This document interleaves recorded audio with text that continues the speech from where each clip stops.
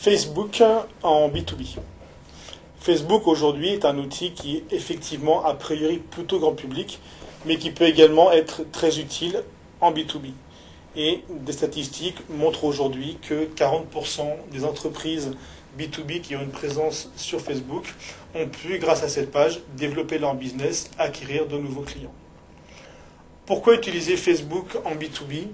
Pour diffuser ces vidéos de démonstration, des tutoriels, des modes d'emploi, pour communiquer sur les actualités du secteur, pour récupérer des emails. Aujourd'hui, on peut, avec des opérations de communication, de diffusion de contenu, livre blanc, mode d'emploi, etc., récupérer des bases d'emails de contacts intéressés qu'on pourra recontacter par la suite. Mettre en avant ces experts, comme le fait par exemple General Electric. Vendre des produits ou services. C'est pas l'usage principal de Facebook. La partie transactionnelle sur Facebook n'est pas très développée, mais en tout cas, contribuer en amont à la vente de ces produits et services en les faisant connaître, Facebook peut être un très très bon levier. Humaniser l'entreprise, montrer qu'il n'y a pas que des robots, des machines, une ligne téléphonique, montrer les équipes, les collaborateurs, etc. Traiter son service client, interagir sur Facebook pour gérer une partie de son service client.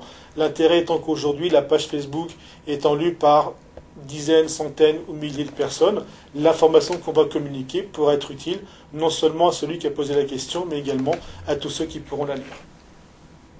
Un outil qui peut être également Facebook utile pour toucher la génération Y, qui aujourd'hui est particulièrement très connectée à Facebook, qui a intégré Facebook dans son quotidien et qui peut tout à fait, dans le cadre professionnel, continuer les usages de la vie quotidienne et utiliser Facebook dans son activité professionnelle.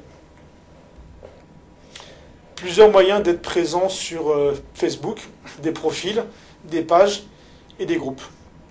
Le profil aujourd'hui est le profil d'un particulier, donc c'est donc pour une personne publique et dans la terminologie de Facebook, un profil à des amis. Pour Facebook, la manière dont une entreprise doit être présente, c'est au moyen de pages, une création de pages. C'est le levier de Facebook, le moyen que propose Facebook à une marque pour être présente et utiliser le service. Et on voit aujourd'hui que des sociétés comme Areva, dans le nucléaire, Thales, dans la défense, ont des pages sur Facebook. Dans des métiers très B2B, il peut être pertinent d'être présent sur Facebook.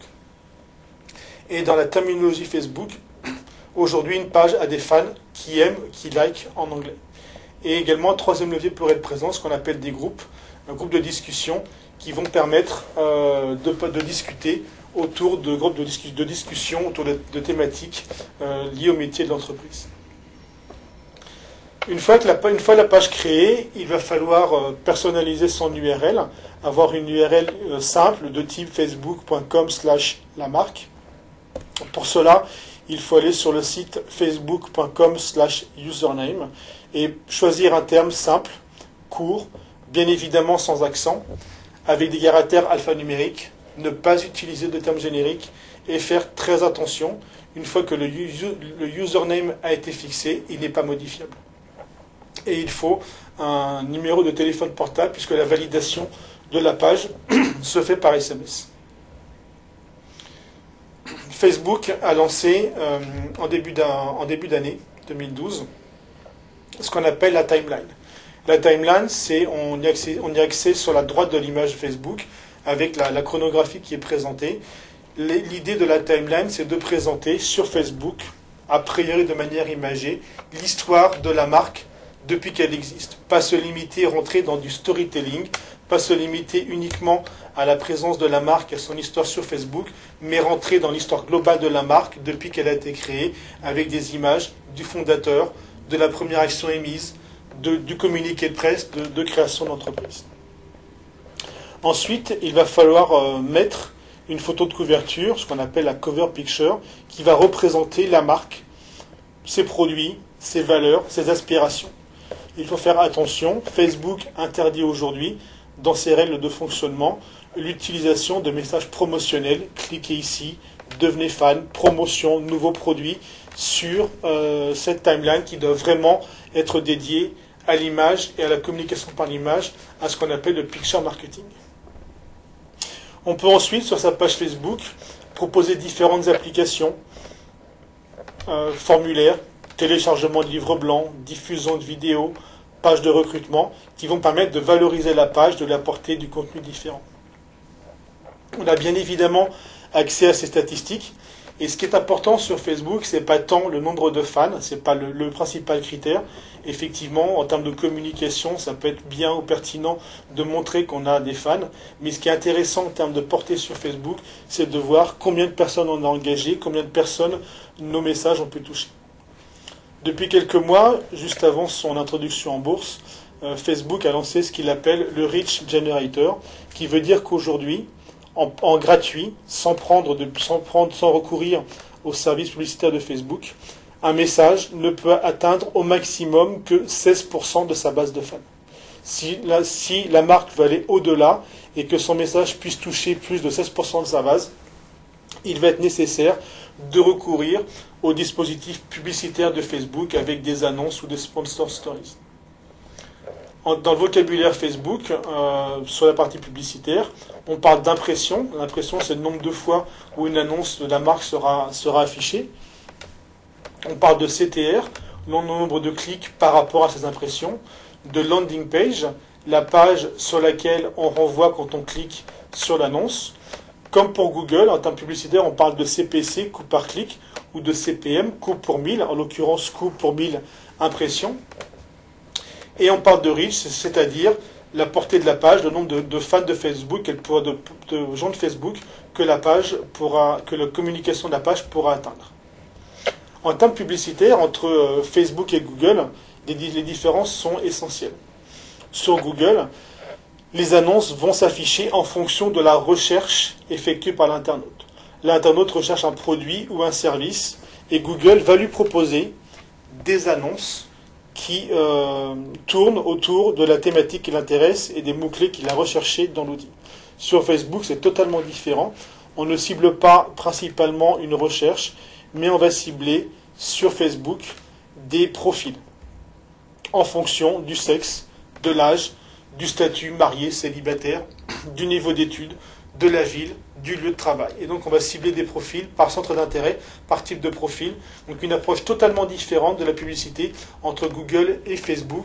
Mais ensuite, la même terminologie, le CTR, le CPC, le CPM, les termes sont les mêmes dans les deux services. Aujourd'hui, faites attention, 95% de vos fans ne reviennent pas sur le mur de votre page pour voir quel contenu a été publié. Ils vont simplement avoir l'opportunité d'avoir vos messages qui vont s'afficher dans le flux de leur discussion sur leur mur Facebook. Quelques conseils pour Facebook. Comme sur les autres réseaux, privilégiez l'image, mais ne pas publier une image seule, toujours l'accompagner d'un texte. Les vidéos et les images sont aujourd'hui ce qui, sur Facebook, génère le plus d'engagement. L'engagement va avoir un impact positif sur l'EdgeRank. L'EdgeRank, c'est l'algorithme de Facebook, et donc sur la visibilité des publications.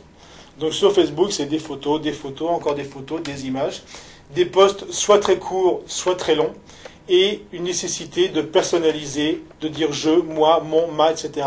sont des termes qui engagent, qui sont beaucoup moins impersonnels que de parler à la troisième personne. Le week-end marche relativement bien sur Facebook, puisqu'on est sur un réseau qui va concerner le grand public, les particuliers, et le jeudi, a priori, est le plus mauvais jour de la semaine. Et sur Facebook, essayez d'éviter de publier trop tôt dans la journée. Sur Facebook, il y a bien évidemment des risques. Vous n'êtes pas chez vous, vous êtes chez Facebook.